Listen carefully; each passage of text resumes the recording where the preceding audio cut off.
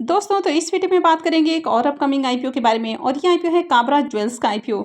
तो चलिए जानते हैं कि कंपनी क्या काम करती है, इसके फाइनेंशियल कैसे हैं और इस आईपीओ में अप्लाई करना चाहिए या फिर नहीं करना चाहिए। तो इससे पहले कि मैं वीडियो को शुरू करूं, अगर आप इस चैनल पर पहली बार विजिट कर रहे हैं या फिर आपने चैनल अब तक सब्सक्राइब नहीं किया है तो चैनल को सब्सक्राइब कर लें और वीडियो को भी लाइक कर दें। तो सबसे पहले आईपीओ के डिटेल्स के बारे में बात करें तो आईपीओ 15 जनवरी से ओपन होने वाला है, यानी कि वेडनेसडे से आईपीओ ओपन होगा और ये 17 जनवरी को क्लोज होने वाला है। फेस वैल्यू 10 रुपये पर शेयर है। बुकिंग प्राइस 128 है और आईपीओ में 1000 शेयर्स का लॉट है। आईपीओ के साइज को देखें तो आईपीओ 40 करोड़ का है और पूरा का पूरा फ्रेश इशू का आईपीओ है। ये सेमी आईपीओ है। कंपनी एनएससी सेमी के ऊपर लिस्ट होने वाली है। इस आईपीओ के रिजर्वेशन पोर्शन को देखें तो इस आईपीओ में क्यूआईबीज के लिए 50% का पोर्शन है, रिटेलर्स के लिए 35% और एचएनआईज के लिए 15% का पोर्शन रखा गया है।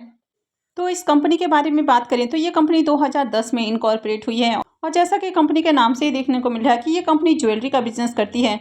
तो ये कंपनी काफ़ी अलग अलग तरह के ज्वेलरी के बिजनेस करते हुए देखने को मिल जाती है, यानी कि जैसे बाकी सारे आपको ज्वेलरी का बिजनेस देखने को मिल जाता है तो उसी तरह यहाँ पर भी कंपनी गोल्ड, डायमंड और साथ ही सिल्वर के जो ज्वेलरी होते हैं तो उनका बिजनेस करती है। तो कंपनी डेली वेयर्स के साथ ही जो स्पेशल ओकेजन्स होते हैं तो उनके लिए भी कंपनी ज्वेलरी बनाती है। कंपनी सबसे ज़्यादा डेली वेयर ज्वेलरी सेल करती है, यानी कि जो जनरल यूज़ के ज्वेलरी होते हैं वो कंपनी सबसे ज़्यादा सेल करती है। तो ये कंपनी अलग अलग तरह के और अलग अलग रेंज के ज्वेलरी बनाने और साथ ही उनको सेल करने का काम करती है। इस कंपनी के फिलहाल आपको 6 शोरूम्स देखने को मिल जाते हैं जो कि अहमदाबाद में है। तो बेसिकली कंपनी का जो बिजनेस है ये गुजरात के अंदर आपको देखने को मिलता है, यानी कि गुजरात बेस्ड कंपनी देखने को मिलती है। इसके अभी कई सारे ब्रांड्स देखने को मिल जाते हैं जिसमें आपको KK jewellers bridal, KK jewellers diamond, KK jewels silver, KK jeweller gold, KK jewellers अतरासी और केके ज्वेल सिल्वर स्टूडियो के नाम से इनका ब्रांड देखने को मिलता है। कंपनी के इसके साथ ही 3 ऑफिसेस भी हैं और एक इसका एग्जीबिशन सेंटर भी है। तो कंपनी के अगर बिजनेस को देखें तो अच्छा बिजनेस है, यानी कि इस तरह का जो बिजनेस है ये एवरग्रीन बिजनेस होता है। कंपनी बेसिकली आपको 2 मॉडल्स में बिजनेस करते हुए देखने को मिल जाती है, जिसमें पहले नंबर पे आपको इस तरह का बिजनेस देखने को मिलता है जहां पर आपको जो डेली वेयर के ज्वेलरी होते हैं या और भी कई तरह के जो कलेक्शन होते हैं, यानी कि जो जनरल यूज़ वाले डिजाइन आपको देखने को मिल जाते हैं, जैसे कि चेन्स है, रिंग्स है, पेंडेंट है, ईयरिंग्स है, तो कंपनी के पास इनका कलेक्शन है। और इसके अलावा कंपनी कस्टमाइज ज्वेलरी भी बनाती है, यानी कि जैसे भी कस्टमर्स के ऑर्डर होते हैं, जैसी भी उनकी डिमांड होती है उसके अकॉर्डिंग भी कंपनी ज्वेलरी की मैन्युफैक्चरिंग करती है, यानी कि कस्टमर के ऑर्डर के अनुसार कंपनी ज्वेलरी बनाती है। और खासकर इसमें आपको ब्राइडल कलेक्शन देखने को मिल जाता है। तो बिजनेस तो अच्छा है और इंडिया के अंदर इस तरह के जो बिजनेसेस हैं इनमें हमेशा ही डिमांड रहती है। तो जैसे जैसे गोल्ड के प्राइसेस इंक्रीज हो रहे हैं वैसे वैसे इस तरह के जो बिजनेसेस हैं तो इनमें भी आपको ग्रोथ देखने को मिलेगी। तो अच्छा बिजनेस है। कंपनी के अगर फाइनेंशियल को देखें तो फाइनेंशियल 22, 23, 24 3 सालों का कंप्लीट फाइनेंशियल है और फाइनेंशियल 25 के 8 मंथ का फाइनेंशियल है। तो कंपनी के अगर एसेट को देखें तो कंपनी का asset year on year increase हुआ है। फाइनेंशियल 22 के अंदर कंपनी का एसेट जहां 74 करोड़ है, 23 में बढ़ के 113 करोड़ और 24 में देखें तो 140 करोड़ हो चुका है और फाइनेंशियल 25 के 8 महीने में 169 करोड़ का एसेट है। कंपनी के अगर रेवेन्यू को भी देखें तो फाइनेंशियल 22 में कंपनी का रेवेन्यू जहां 112 करोड़ है, 23 में बढ़ के 122 करोड़ और 24 में 164 करोड़ हो चुका है। फाइनेंशियल 25 के 8 महीने में देखें तो 125 करोड़ का रेवेन्यू है। तो ईयर ऑन ईयर कंपनी का रेवेन्यू भी इंक्रीज हुआ है। कंपनी के प्रॉफिट को देखें तो फाइनेंशियल 22 में कंपनी जहां 5 करोड़ 40 लाख का प्रॉफिट बना रही है, 23 में घट के 4 करोड़ 40 लाख हो चुका है, यानी कि 22 के मुकाबले 23 में कंपनी का प्रॉफिट डाउन है। जबकि 24 के अंदर देखें तो फिर से जंप है और कंपनी ने 9 करोड़ से ज़्यादा का प्रॉफिट बनाया है और फाइनेंशियल 25 के 8 महीने में देखें तो 8 करोड़ 80 लाख का प्रॉफिट है। तो कंपनी के वैसे प्रॉफिट को भी देखें तो कंपनी का प्रॉफिट भी इंक्रीज हो रहा है। कंपनी के नेटवर्थ को देखें तो ये आपको लगातार बढ़ते हुए देखने को मिला है और अगर इसके रिजर्व को भी देखें तो इसका रिजर्व भी लगातार इंक्रीज हुआ है। अभी कंपनी के पास 32.5 करोड़ का रिजर्व है। लेकिन अगर कंपनी के कर्ज को देखें तो कंपनी का कर्ज भी काफ़ी तेजी से इंक्रीज हुआ है और अभी कंपनी के पास 103 करोड़ का कर्ज है। कंपनी के पास अगर रिजर्व को देखें तो बहुत कम रिजर्व है और इससे कई गुना ज़्यादा कंपनी के पास कर्ज है। इसका जो डेट टू इक्विटी रेशियो है वो 2.90 का है, यानी कि कंपनी के ऊपर बहुत ही हेवी डेट है। अब कंपनी का जितना प्रॉफिट तेजी से इंक्रीज नहीं हो रहा है उससे कहीं तेजी से कंपनी का जो डेट है वो इंक्रीज हो रहा है। तो ये किसी भी कंपनी के लिए बढ़िया बात नहीं है। अब ये जो कंपनी है काफ़ी छोटी कंपनी है, यानी कि अगर कंपनी के वैल्यूएशंस की बात करें तो 134 करोड़ की कंपनी है और कंपनी के ऊपर 103 करोड़ का कर्ज है। तो बहुत ज़्यादा रिस्क की कंपनी है।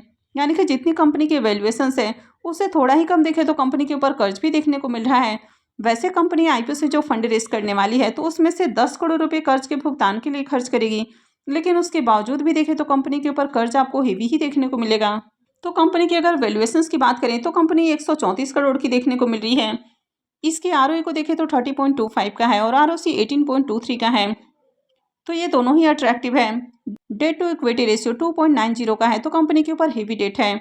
और रिटर्न ऑन नेटवर्थ को देखें तो ये 30.25 का है, तो ये भी आपको बढ़िया देखने को मिल रहा है। लेकिन इसके पैट मार्जिन को देखें तो ये 5.73 का है, तो पैट मार्जिन कम देखने को मिल रहा है। वैसे इसके पी मल्टीपल को देखें तो 10.03 का है, तो कंपनी रीजनेबल प्राइस के अराउंड आईपीओ लेकर आई है, तो ये इसमें एक प्लस पॉइंट है। आईपीओ के ऑब्जेक्टिव के बारे में बात करें तो पहला ऑब्जेक्टिव हो जाता है रीपेमेंट और प्रीपेमेंट, तो यहाँ पर कंपनी 10 करोड़ रुपए कर्ज के भुगतान के लिए खर्च करने वाली है। सेकंड हो जाता है वर्किंग कैपिटल रिक्वायरमेंट, तो इसके ऊपर कंपनी 22 करोड़ रुपए खर्च करने वाली है और जो रेस्ट पोर्शन है वो जनरल कॉर्पोरेट पर्पस के ऊपर खर्च किया जाएगा। आईपीओ के लॉट साइज के बारे में बात करें तो आईपीओ में 1000 शेयर्स का एक लॉट है और एक लॉट के ऊपर आपका जो मिनिमम इन्वेस्टमेंट रहेगा वो 1,28,000 रुपये होने वाला है। इस कंपनी में प्रमोटर्स की होल्डिंग को देखें तो प्रमोटर्स की होल्डिंग अभी 89.12% है और आईपीओ लिस्टिंग के साथ ही प्रमोटर्स की होल्डिंग 62.55% हो जाएगी।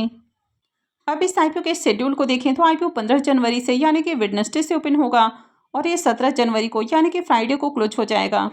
आईपीओ का अलॉटमेंट डेट 20 जनवरी होने वाला है, रिफंड डेट 21 जनवरी रहेगा, क्रेडिट डेट भी 21 जनवरी है और आईपीओ की लिस्टिंग 22 जनवरी को होने वाली है। अब इस आईपीओ के अगर ग्रे मार्केट प्रीमियम को देखें तो अब तक इसका ग्रे मार्केट में प्रीमियम ओपन नहीं हुआ है।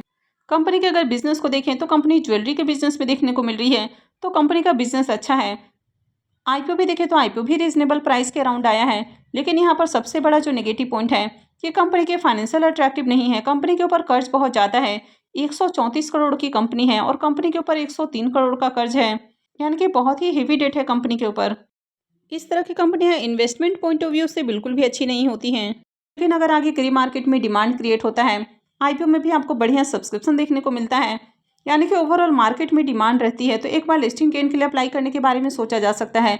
लेकिन जब तक ग्रे मार्केट में डिमांड नहीं आती है तब तक तो आपको बिल्कुल भी अप्लाई नहीं करना है। और इस तरह की कंपनियाँ बहुत ही ज़्यादा रिस्की होती हैं। अगर किसी भी तरह का मार्केट में आपको क्राइसिस देखने को मिलता है तो इस तरह की कंपनियाँ सर्वाइव नहीं कर पाती हैं, क्योंकि कंपनी के ऊपर कर्ज बहुत ज़्यादा है। तो क्योंकि इस तरह की कंपनियों का जो मैक्सिमम प्रॉफिट है वो इंटरेस्ट और कर्ज के भुगतान के अंदर ही खर्च हो जाता है। तो इस आईपीओ में आपको तभी अप्लाई करना है जब ग्रे मार्केट में अच्छी डिमांड देखने को मिले, अदरवाइज इस आईपीओ को अवॉइड करना है।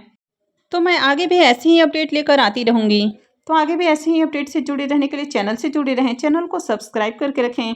और अगर आपने इस वीडियो को अब तक लाइक नहीं किया है तो वीडियो को भी लाइक कर दें। वीडियो को अंत तक देखने के लिए आप सबका बहुत बहुत धन्यवाद।